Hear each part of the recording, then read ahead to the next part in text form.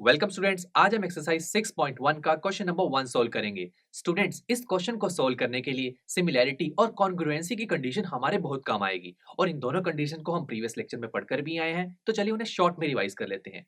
Students, किन्हीं दो figures के अगर कॉरस्पॉन्डिंग एंगल्स इक्वल हो जाएं और उन्हीं फिगर्स की कॉरस्पॉन्डिंग साइड्स प्रोपोर्शनल हो, प्रोपोर्शनल मींस उनकी कॉरस्पॉन्डिंग साइड्स की रेशियो सेम हो जाए, तो हम ये कहेंगे कि वो दोनों फिगर्स सिमिलर हैं। और अगर उन दोनों फिगर्स के कॉरस्पॉन्डिंग एंगल्स और कॉरस्पॉन्डिंग साइड्स इक्वल हो जाएं, तो हम ये कहेंगे कि वो दोनों फिगर्स कॉन्ग्रुएंट हैं। और इन शॉर्ट हम ये कह सकते हैं कि अगर दोनों फिगर्स की शेप सेम हो जाए तो वो सिमिलर होंगे, साइज सेम हो या ना हो इससे हमें फर्क नहीं पड़ता। बट अगर किन्हीं दोनों फिगर्स की शेप और साइज दोनों सेम हो जाए तो वो सिमिलर तो होंगे ही बट साथ में कॉन्ग्रुएंट भी हो जाएंगे। तो चलिए अब हमारे इस क्वेश्चन को शुरू करते हैं। स्टूडेंट्स, इसमें बोला गया है fill in the blanks using the correct word given in the bracket. Students, इस क्वेश्चन में हमारे पास चार पार्ट्स गिवन है और इन चारों पार्ट्स में हमें ब्लैंक्स को फिलअप करना है ब्रैकेट्स में दिए हुए वर्ड्स की हेल्प से। चलिए फर्स्ट पार्ट को रीड करते हैं। All circles are dash, bracket में हमें गिवन है कॉन्ग्रुएंट कोमा सिमिलर। तो हमें इन दोनों में से ये बताना है कि सारे सर्कल्स कॉन्ग्रुएंट होते हैं या सिमिलर होते हैं। स्टूडेंट्स, अगर हम ऑल ट्राइंगल्स की बात करें तो ट्राइंगल्स में तो बहुत सारे टाइप्स हमें मिल जाते हैं। कोई आइसोसेलेस ट्राइंगल है, कोई इक्विलेटरल है, कोई राइट एंगल ट्राइंगल है। बट ऑल सर्कल्स की बात करें तो दोस्तों सर्कल्स की तो कोई टाइप नहीं होती। देखिए, अगर मैं यहाँ पर आपके सामने तीन फिगर्स दिखाऊं तो इन तीनों फिगर्स में सर्कल कौन कौन से हैं? देखिए, पहले दो हमें सर्कल दिख रहे हैं बट जो थर्ड है वो कुछ ओवल शेप में, तो ये सर्कल तो नहीं होगा, तो इसे हटाते हैं। अब अगर इन दोनों सर्कल्स को ध्यान से देखें तो ये दोनों सर्कल सिमिलर होंगे या कॉन्ग्रुएंट होंगे? तो स्टूडेंट्स, कंडीशंस को देखिए। कंडीशंस में बात की जा रही है कॉरस्पॉन्डिंग एंगल्स और कॉरस्पॉन्डिंग साइड्स की।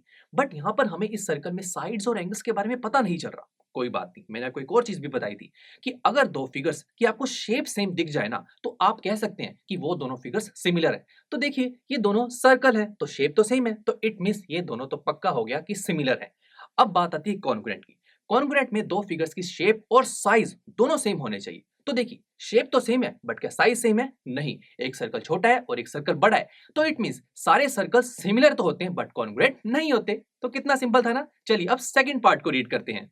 All squares are dash, similar या कॉन्ग्रुएंट।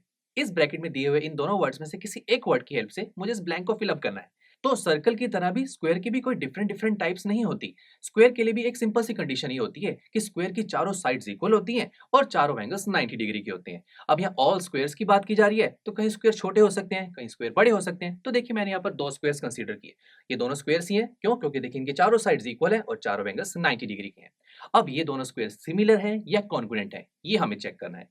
तो सबसे पहले देखते हैं इनके कॉन्ग्रुएंट एंगल्स। तो आप देख सकते हैं जो एंगल ए है वो एंगल बी के इक्वल है, ऐसे एंगल बी एंगल क्यू के इक्वल है, ऐसे एंगल सी एंगल आर के इक्वल है और एंगल डी एंगल एस के इक्वल है। तो देखा, यहाँ पर कॉरस्पॉन्डिंग एंगल्स इन दोनों फिगर्स के इक्वल है। तो देखिए, सिमिलैरिटी की जो पहली कंडीशन है वो सेटिस्फाई हो रही है, बट अगर हम कॉन्ग्रुएंसी की पहली कंडीशन देखें तो वो भी सेटिस्फाइड है। तो अभी तक तो देखिए दोनों सेटिस्फाई हो रही हैं। आगे चलते हैं, अब इनके कॉरस्पॉन्डिंग साइड्स की रेशो निकालते हैं। तो मैंने जो यहाँ पर फर्स्ट स्क्वायर माना हुआ है इसकी चारों साइड्स है 2 सेंटीमीटर की और सेकंड स्क्वायर की चारों साइड्स हैं 4 सेंटीमीटर। अब कॉरस्पॉन्डिंग साइड्स की रेशोज देखते हैं। देखिए, ए बी और पी क्यू ये दोनों कॉरस्पॉन्डिंग साइड्स हैं, इन दोनों की रेशो लीजिए A B by P Q जो कि होगा 2/4 विच इज इक्वल टू 1/2। ऐसे ही बी सी और क्यू आर ये दोनों कॉरस्पॉन्डिंग साइड्स हैं, बी सी की वैल्यू है 2 और क्यू आर की वैल्यू है 4, तो B C by Q R that is 2/4 again 1/2। ऐसे देखिए, आप बाकी दो कॉरस्पॉन्डिंग साइड्स भी पिक करेंगे ना तो वहां से भी रेशियो 1/2 ही आ रही है। तो देखा दोस्तों, यहाँ पर दोनों फिगर्स में जो कॉरस्पॉन्डिंग साइड्स हैं वो प्रोपोर्शनल है। प्रोपोर्शनल मींस दोनों फिगर्स की कॉरस्पॉन्डिंग साइड्स की रेशियोज सेम आ रही है। तो सिमिलैरिटी की जो सेकंड कंडीशन है वो भी सेटिस्फाइड हो रही है। तो मतलब ये दोनों स्क्वायर्स सिमिलर तो हैं। अब क्या इन दोनों स्क्वायर्स में जो कॉरस्पॉन्डिंग साइड्स हैं क्या उनकी वैल्यूज इक्वल है? बिल्कुल भी नहीं। ए बी की वैल्यू 2 है तो पी क्यू की वैल्यू 4 है, बी सी की वैल्यू 2 है तो क्यू आर की वैल्यू 4 है। तो कॉरस्पॉन्डिंग साइड्स की जो वैल्यूज हैं वो इक्वल नहीं है। तो कॉन्ग्रुएंसी की जो सेकंड कंडीशन है कॉरस्पॉन्डिंग साइड्स इक्वल होनी चाहिए, वो सेटिस्फाइड नहीं हो रही। तो इट मींस सारे स्क्वायर्स सिमिलर तो होते हैं बट कॉन्ग्रुएंट नहीं होते। तो देखा, ये भी कितना सिंपल था। चलिए अब इसके थर्ड पार्ट को रीड करते हैं। स्टूडेंट्स, थर्ड पार्ट में हमें बोला गया है all dash triangles are similar, bracket में है आइसोसेलेस और इक्विलेटर।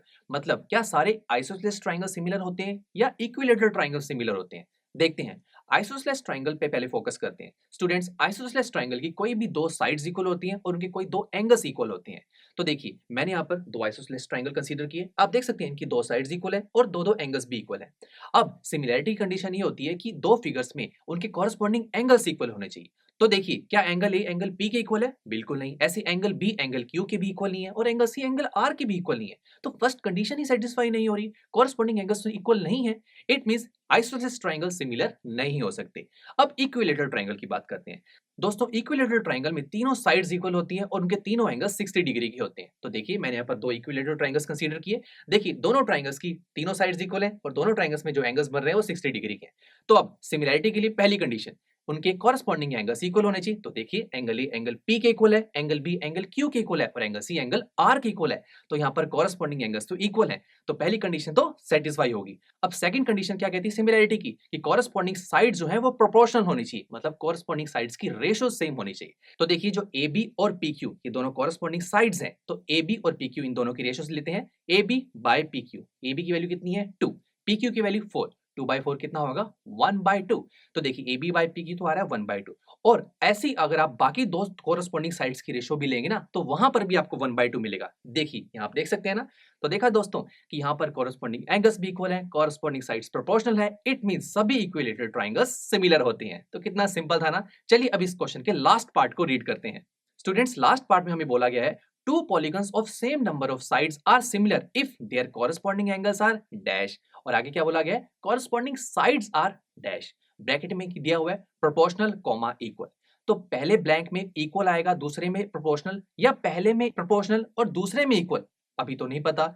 बट इस पूरी लाइन को पढ़कर ये पता लग रहा है कि यहाँ सिमिलैरिटी की कंडीशन की बात की जा रही है। देखिए दोबारा से, two polygons of same number sides are similar. दो पॉलीगन्स सिमिलर तब हो सकते हैं जब उनके कॉरस्पॉन्डिंग एंगल्स डैश। दोस्तों देखिए, कॉरस्पॉन्डिंग एंगल्स क्या होने चाहिए, इक्वल होने चाहिए। तो पहले ब्लैंक में तो इक्वल आएगा।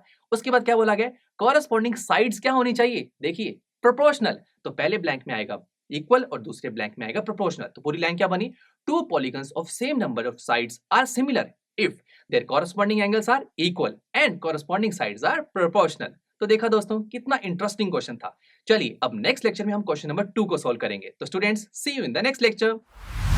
आई एम श्योर स्टूडेंट्स, आपको ये लेक्चर काफी पसंद आया होगा और ऐसे ही मजेदार तरीके से अपने हर एक कॉन्सेप्ट क्लियर करने के लिए डाउनलोड कीजिए पीयू स्टैक ऐप को, जहां पर आपके पास और भी बहुत सारे ऑप्शंस होंगे, जैसे कि back exercise solutions, tip videos, sample papers and much more. So what are you waiting for? Download the app now.